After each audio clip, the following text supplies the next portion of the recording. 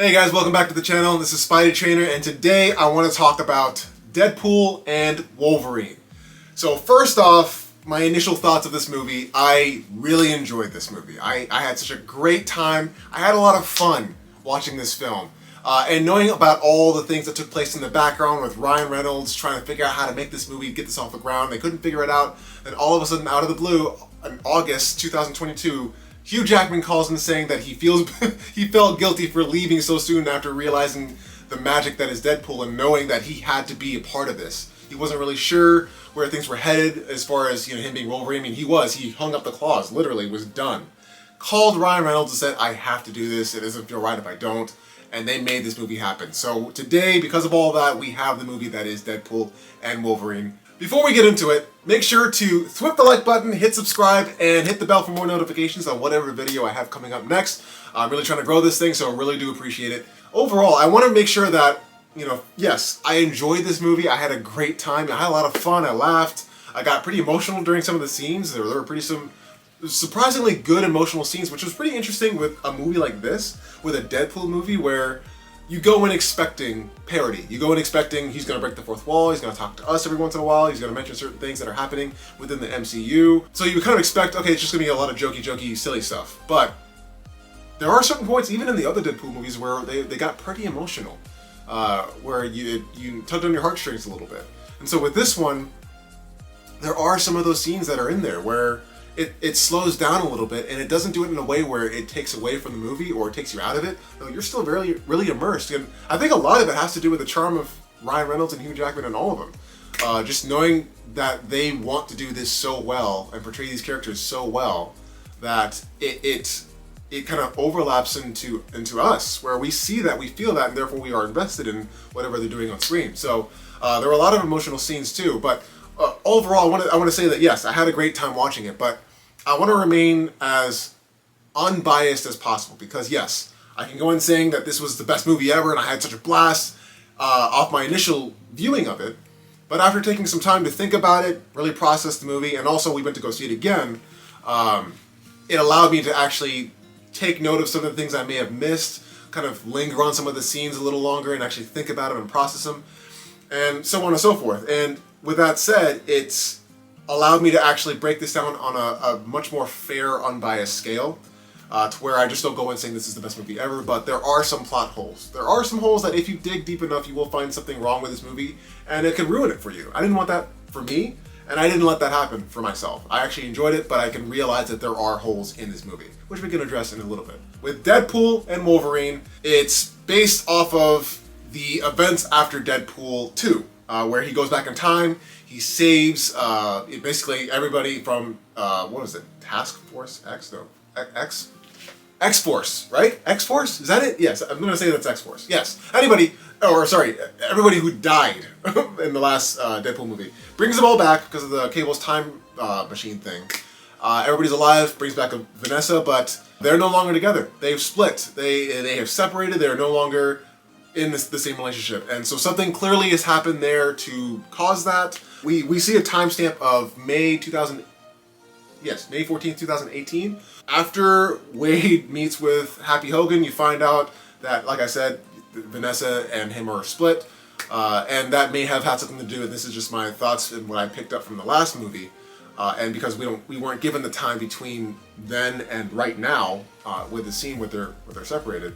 But after being brought back to life, after being saved rather, after going back in time and saving her, and then knowing that she was saved from dying and that there was another life or another time where she did actually die, how that can mess with anybody. Being in a relationship with someone who danger just seems to follow them, and then having you think about, okay, what does the rest of my life look like if I were to stay with this guy? I mean, sure, if you love someone enough, then yeah, you can overlook those things, but they still have an effect on you. So it really grounds that relationship or that tone of the movie or that aspect of it, to where there's relationship issues and you see that Deadpool, Wade is just seriously beating himself up, saying that no, please, just if you don't want me, if you don't want this anymore, just say so and I'll leave. I'll leave you alone so where you can be happy and safe. And there's also, now that I think about it, there was this interesting pause that Vanessa makes where he says that, and she doesn't respond right away, just like, no. It was literally, he said, no, if you don't want me, please, just say so. And she's thinking about it. She's like processing, like, do I really want to stay with, after what happened? But do I really? And so you see that, and so moments like that I was able to catch on my second viewing. And really, because of things like, I saw that now, sure, I was caught in the moment of the emotion, but I missed that. To where it really grounds these characters down, and they're not just, tossed on the screen for no reason. There's meaning behind certain things that take place. So that's that. Deadpool's hung up the costume. He's no longer Deadpool. He's working as a car salesman, selling Kias and Kia Carnivals and Honda Odysseys or whatever they are. So those are some funny scenes. But then all of a sudden, he's brought in by the TVA, who we get introduced to Mr. Paradox, who is apparently the boss of this sect of the TVA, and we kind of find out there's some shady stuff going on there where he's kind of going off books and he's kind of doing his own thing, but we don't know that until a little later. But we're at this point introduced to the concept of anchor beings, to where, and this is where things start to get a little weird and holy. So holy, right? So, the whole Marvel Jesus, that's kind of weird how that happened. Marvel, all right, moving on. Anyway, I'm about to fall out of this chair. So, Mr. Paradox, we get introduced to this concept of anchor beings, where if this being dies in a certain universe, or in any universe, then the universe begins to deteriorate. And so, I did think about this more, but after watching a few other reviews and, kind of thinking about it more myself, I did think about that concept and how many holes are in that alone. With, you're going to tie the duration of any universe to one being, and that being potentially not being Logan, who does live for centuries, sure, but eventually will die. He will age enough to where he will die or get killed somehow. We know how with Logan, we saw him die there, but... So, what about other beings? If it's not Logan, if they're not fortunate to have Logan as their anchor being, what about if it was Tony Stark or Steve Rogers or, I don't know, Nick Fury, I don't know, anyone. If they die, then, and if it is it natural causes, if they get killed, or are there certain circumstances, what rules are we following here? And that's where it kind of gets a little messy as far as, okay, how does this actually work, and is this a succinct thing that we can maintain through the duration of all the other movies that come before? Because I'm sure that a lot of these movies have rules that are in place throughout all the other movies that come after.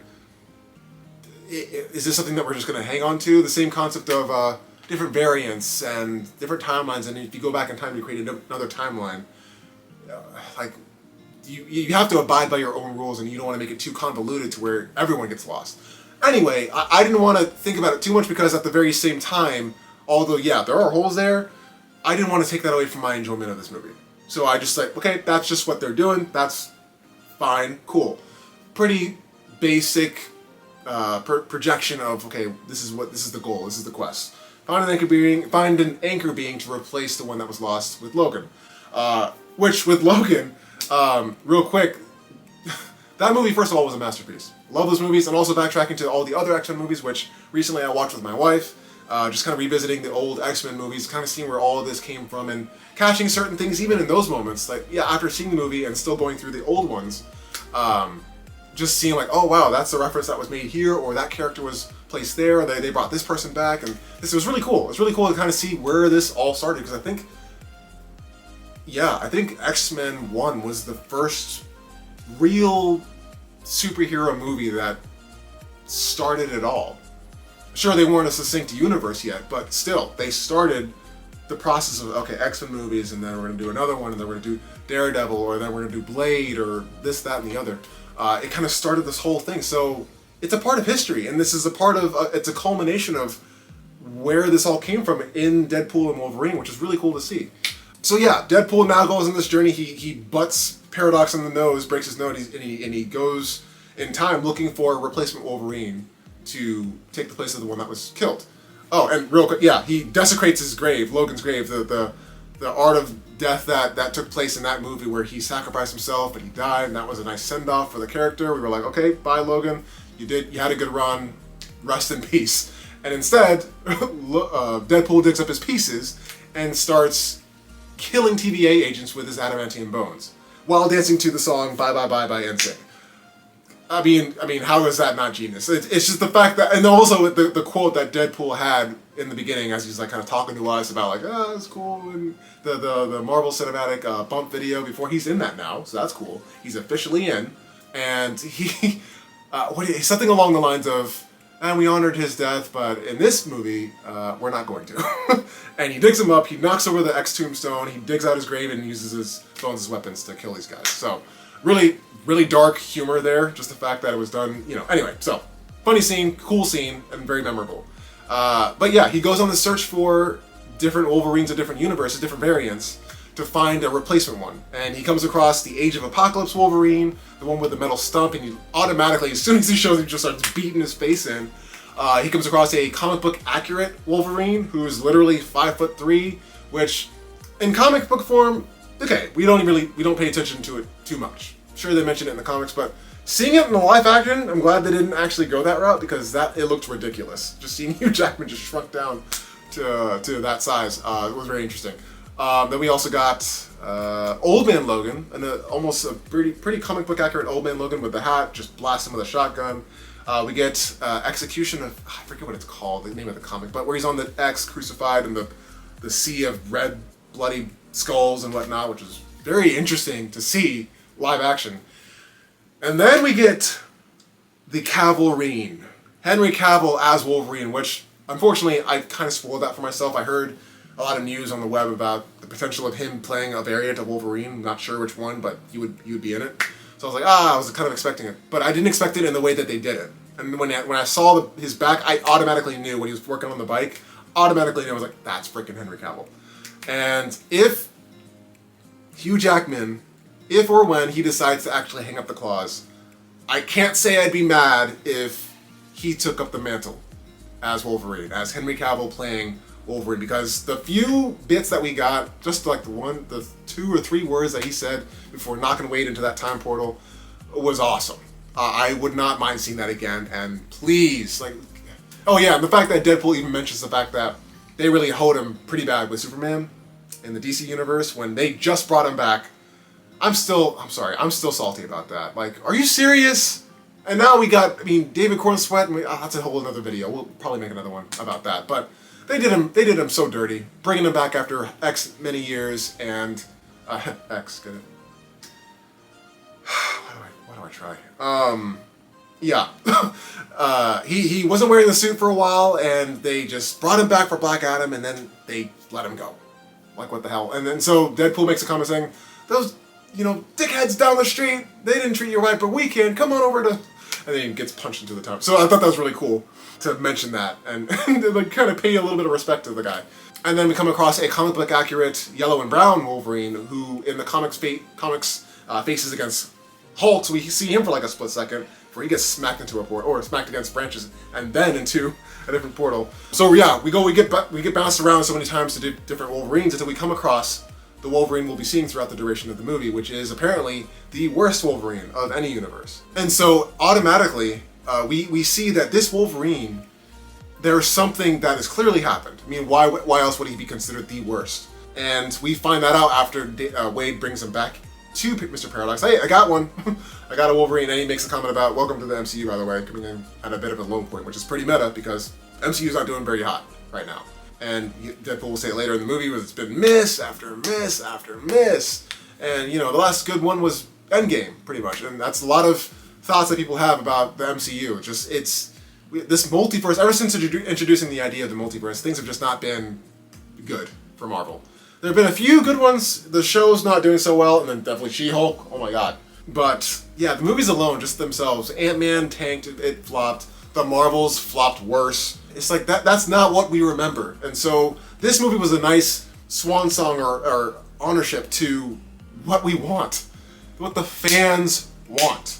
Anyway, I'll get into that in a little bit. But he brings them there, they get sent to the Void, and then, oh my gosh, they duke it out. Deadpool and Wolverine, they duke it out. And this is kind of what started to open up to me about this Wolverine, and the fact that for this version that I've seen so far, I really did love this version. And I can't say that it was too different from the other Wolverines, because I love Hugh Jackman playing the role, and I've loved seeing him as this character for all these years, and he's done a great job. But to see him move the way he did, fight the way he did, and even the way he talked, for me, it's almost like as if I was reading a comic book. I could literally listen to him and imagine word bubbles in a comic about the words that he was saying, how he was saying them. I could see that literally, and I don't think it was the suit.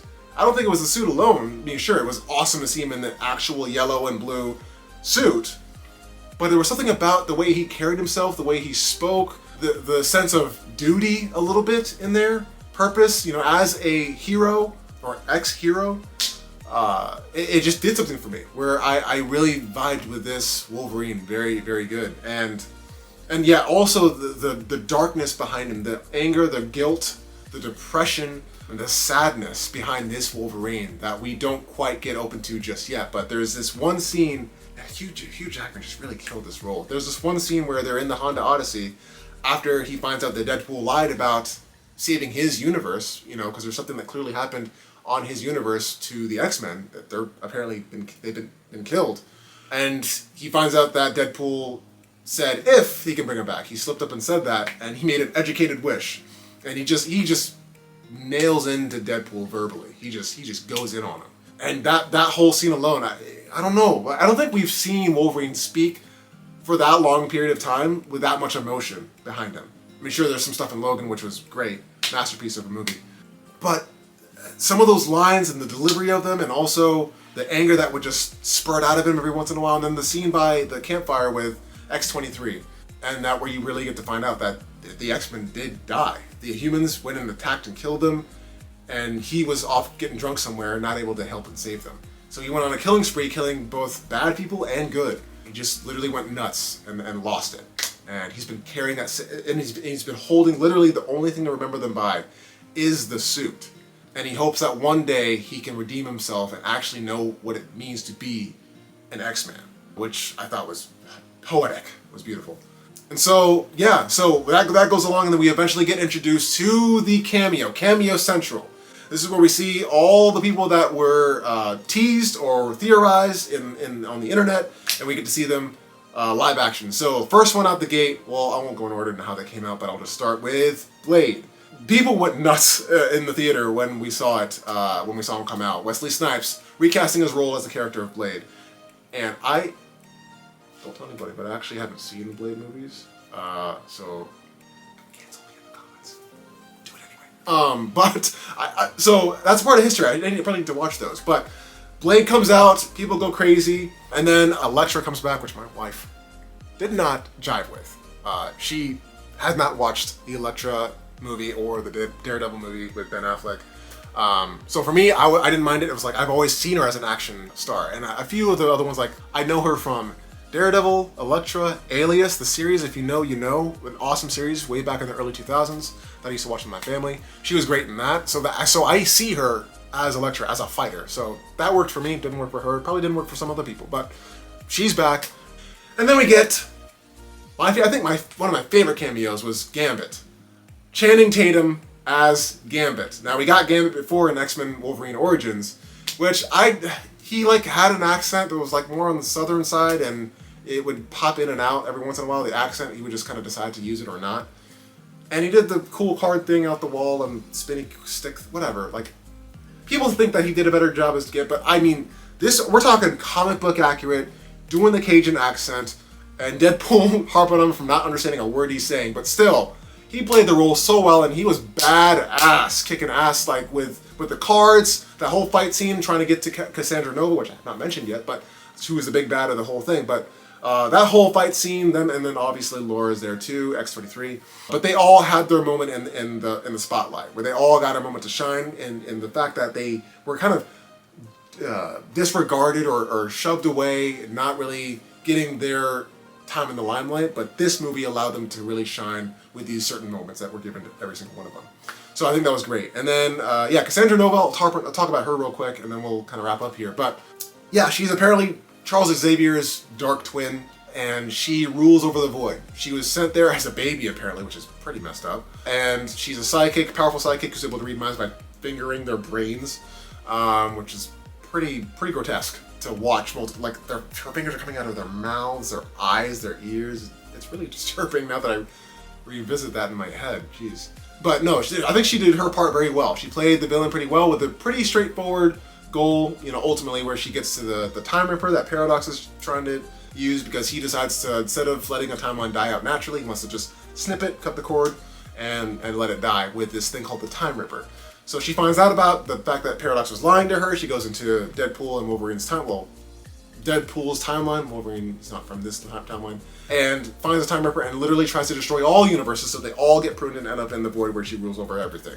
Which is a pretty, solid goal as a villain. And then as a diversion, she sicks a bunch of Deadpool variants at Wolverine and Wade. We get Blake Lively as Ladypool. We get Nathan Fillion as Headpool. We also get Matthew McConaughey, which took me a while to figure out the voice of later, as Cowboy Pool.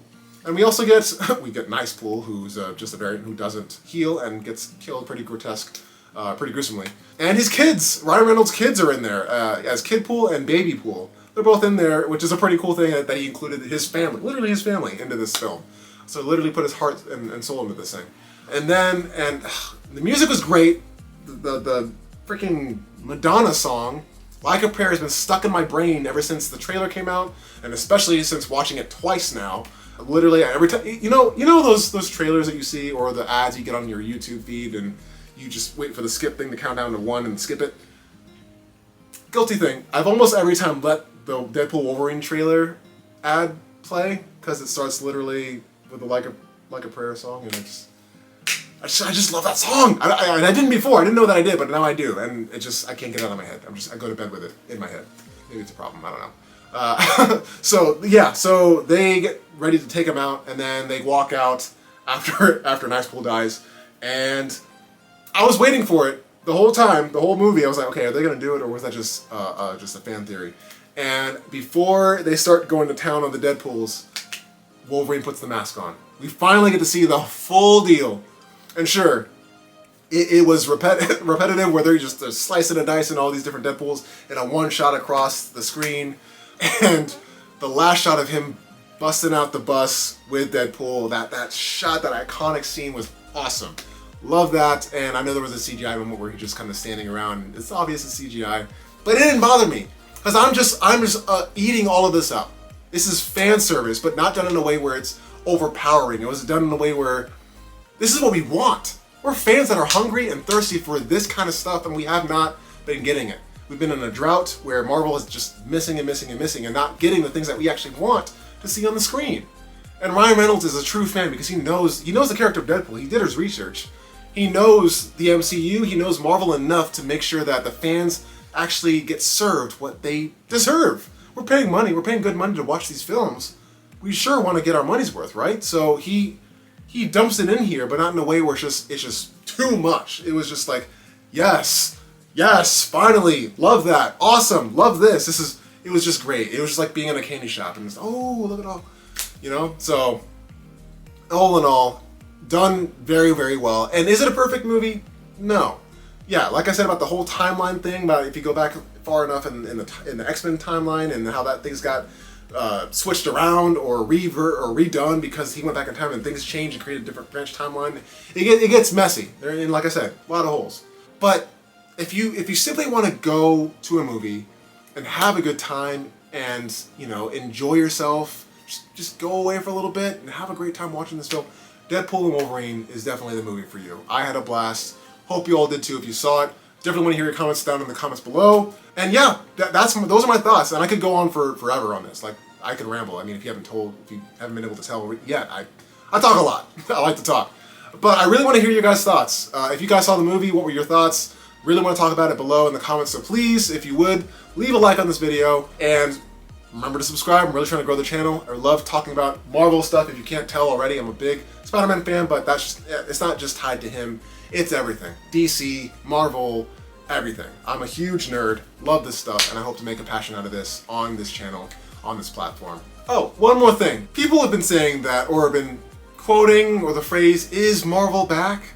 Is Marvel finally back, and are we finally out of this drought that we've been in for, God, I don't know how long at this point. I can't say that. I can't agree to that statement because we can't allow one movie that did pretty well to be the basis of the movies to come after it. Because we've seen a few of those too. There's been Guardian of the Galaxy 3, which I thought was awesome. And then what do we get after that? We got the Marvels, right? After that? So, and then Quantumania, I forgot the order, but you know what I mean? We also got the greatness that was Spider-Man No Way Home, which killed it as well in the box office. People raved and loved that. I obviously did, being the person I am. I named my channel after the guy. So thought that movie was great. And then we get a few misses here and there. So like, back in the olden days with Marvel, where they actually had hit after hit after hit, with a few, not flops, but didn't do as well, but they were good. There was consistency there. So I'm not going to let one movie that did pretty well that I loved to be the basis on the movies to come after it, because that's just not a mature way to go about it, if I'm being honest. It's childish to think that just because this did well, all the other ones have to do well because they know what they're finally doing now. No. I'm going to need to see more evidence on that, because Marvel has lost a lot of fans. People have walked away. They've stopped reacting. The magic is gone when watching a trailer. Because we watch a trailer and we already feel betrayed. We already feel like, we're just gonna... I mean, the trailer looks good, but is it gonna look good in the movie? Are we getting told too much in the trailer? And is this all the best parts of the movie in the trailer? You know what I'm saying? So and then we go to the movies and then we're sad and we're depressed. Like, I paid money for this? You know what I mean? So I cannot talk. I'm going to need to see more before I draw that conclusion about the MCU. Oh. Huh. Before you leave, just got 2 words. Dr. Doom. And I got 3 letters. RDJ. I do have thoughts about that, which I'll probably do in another video, so stay tuned for that. But until that time, thanks again for stopping by. I am Spidey Trainer, and until the next time, stay amazing.